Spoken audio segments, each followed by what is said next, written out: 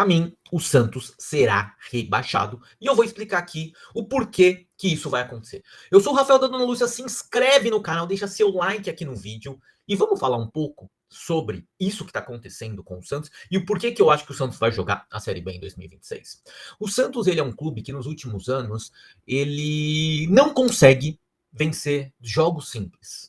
O que é um jogo simples? É um jogo na Vila Belmiro. O Santos, esse ano, em casa, e aí contando Vila Belmiro, sem contar Vila Belmiro, contando Morumbi, Allianz, o Santos em casa esse ano, o Santos não conseguiu. O Santos perdeu do Botafogo, perdeu do Red Bull na Vila, o Santos foi goleado por 6-0 pelo Vasco no Morumbi, o Santos empatou com o Ceará em casa no Allianz, o Santos perdeu do Vitória. Então, assim, o Santos coleciona uma série de insucessos, especialmente com times que não brigam lá em cima, que na teoria são rivais diretos. O Vitória é um rival direto, o Inter, que não tá tão bem na tabela, o Santos perdeu em casa também pro Inter. Então, assim, o Santos não consegue vencer em casa esses jogos. O Santos só consegue vencer em casa quando tem jogos que há uma grande mobilização, como foram os dois últimos clássicos, São Paulo e Corinthians.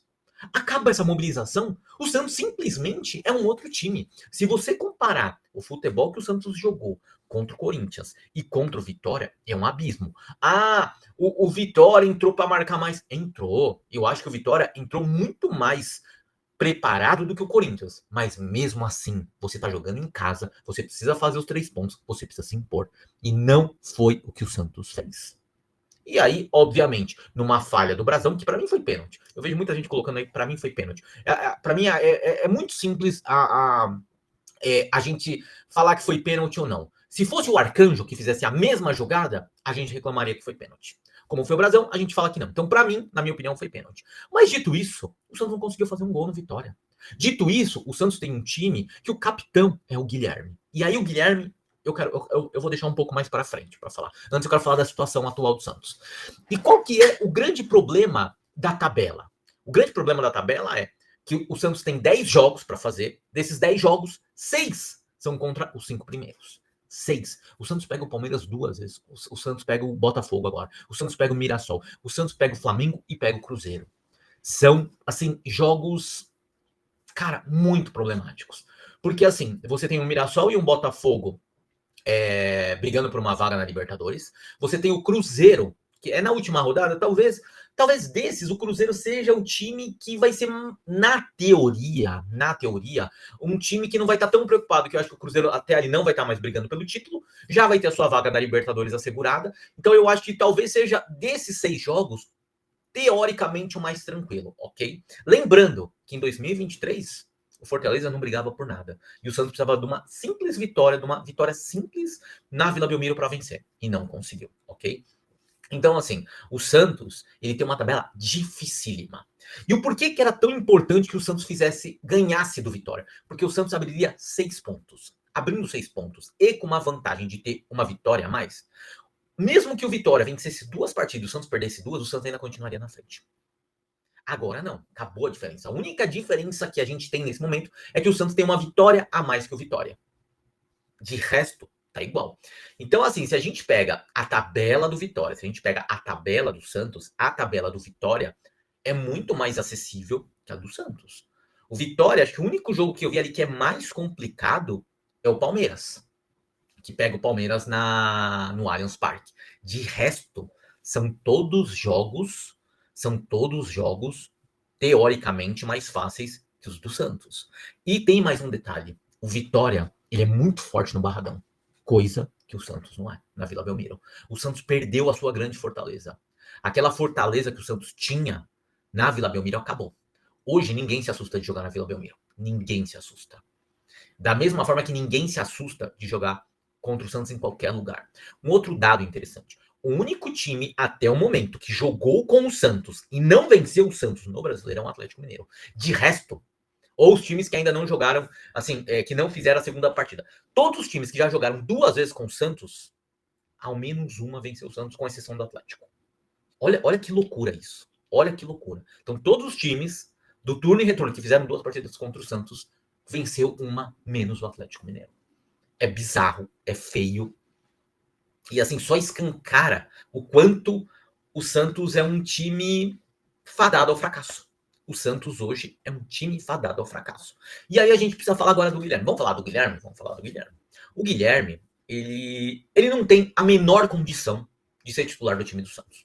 Ok? Isso a gente concorda. O Guilherme ser capitão do time do Santos é um tapa na cara do Santista. É um tapa na cara do Santista. O cara usar a faixa que já foi de Zito é um tapa na cara. Tá bom? Isso a gente concorda. O gol que ele perdeu contra o Vitória não se faz, não se perde.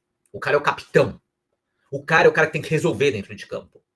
E o Guilherme não é esse cara e nunca será. E aí eu acho que é um erro do Vojvoda. E eu vou falar também do Vojvoda algumas coisas. Então, assim, a questão do Guilherme, o que mais me deixa puto não é o Guilherme. É quem não montou um elenco decente para que a gente não se visse livre do Guilherme.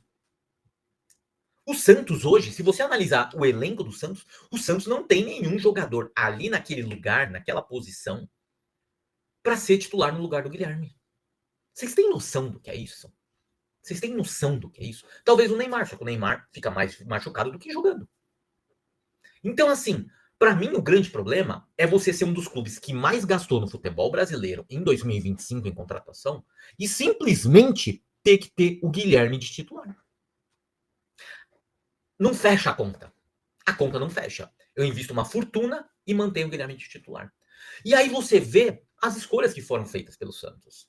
Você vê Tassiano custando mais de 30 milhões. Você vê Veron, que foi contratado. Você vê uma série de jogadores que foram contratados e simplesmente não jogam. Não jogam. Você pega o Bilal agora, o Brahim Bilal, que foi contratado, o Cabalheiro. Os caras não jogam. Não jogam. Então, assim, o Santos contratou uma série de jogadores que não jogam. E aí aquela velha discussão é: para que a gente precisa contratar jogador que o cara não vai chegar e não vai fardar e sair jogando? Para que vai trazer jogador assim? Para quê? Olha o Mike. O Mike já estava anos mal no Palmeiras. O Santos está pagando uma fortuna de salário. Ele virou reserva de um jogador que foi escorraçado pelo São Paulo, que é o Igor Vinícius. E hoje, não tem discussão. O Igor Vinícius tá jogando mais que o Mike. Olha o absurdo que é o Santos Futebol Clube. Aí quem é o culpado por tudo isso? Quem é o culpado por tudo isso? Quem montou esse elenco? Quem montou o elenco? Quem é o cabeça ali? É o Marcelo Teixeira.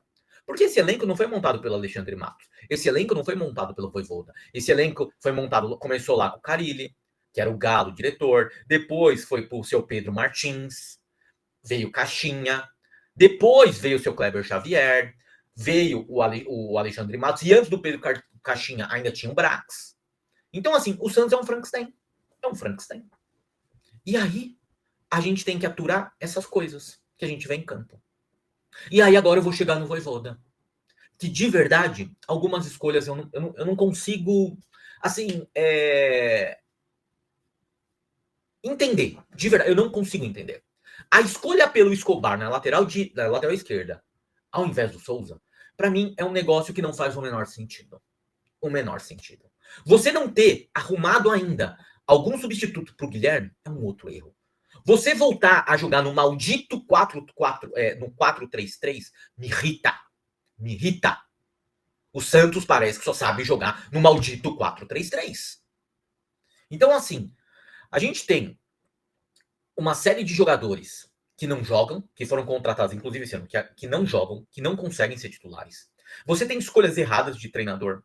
Você tem um plantel totalmente horrível. Horrível. O plantel do Santos não é um bom plantel. Não é um bom plantel.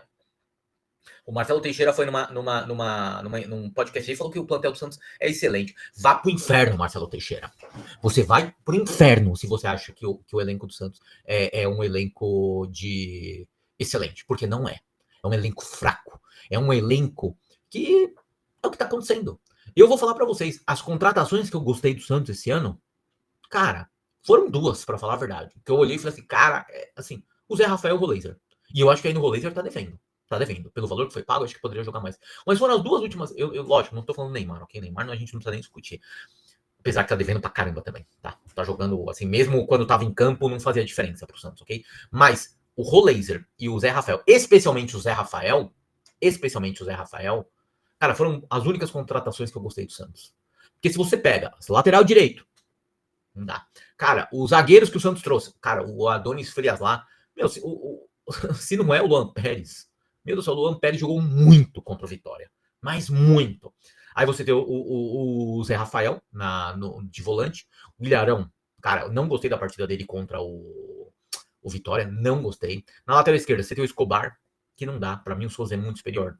Aí você tem o Barreal, tudo bem, o Barreal é uma boa contratação e tal, mas você vê, é aquele jogador que na hora que precisa, não entrega. Foi a mesma coisa que você vê, o Vitória, ele teve 2 oportunidades, as 2 ele foi mal. Que era aquela coisa para empatar o jogo. O Lautaro, cara, é um grosso, cara. Você vê que já passou a boa fase dele. O Lautaro é grosso. O Lautaro não é um bom jogador. E aí você pega, quem que sai substituto do Lautaro? O Tiquinho, que não consegue encostar na bola. É um ex-jogador em atividade. Aí você pega o Brahim Bilal, não joga. Então, assim, o Santos tem. Assim, é um elenco que é o que eu falo, se jogar minhoca lá, o que vai ter de bagre correndo atrás dessa minhoca é um absurdo. Porque tá cheio de bagre. Cheio de bagre. Então, assim, é muito preocupante a situação do Santos. Eu diria que essa derrota pro Vitória selou o Santos na Série B de 2026. E assim, torcedor, espere o pior cenário. Espere o pior cenário. E eu vou torcer muito pro Santos não cair. Muito pro Santos não cair. Mas quando a gente vê a tabela do Santos, na teoria, ok? Teoria. O Santos tem 2 jogos que você fala assim, esses 2 eu acho que o Santos ganha. De resto, você olha e fala, cara, eu acho que perde todos. Eu acho que perde todos. Tirando Fortaleza e Sport na Vila, o resto, cara, é desesperadora a situação do Santos. É desesperadora a situação do Santos. E outra coisa, se ainda fosse um campeonato que tivesse mais times ali embolados, não é.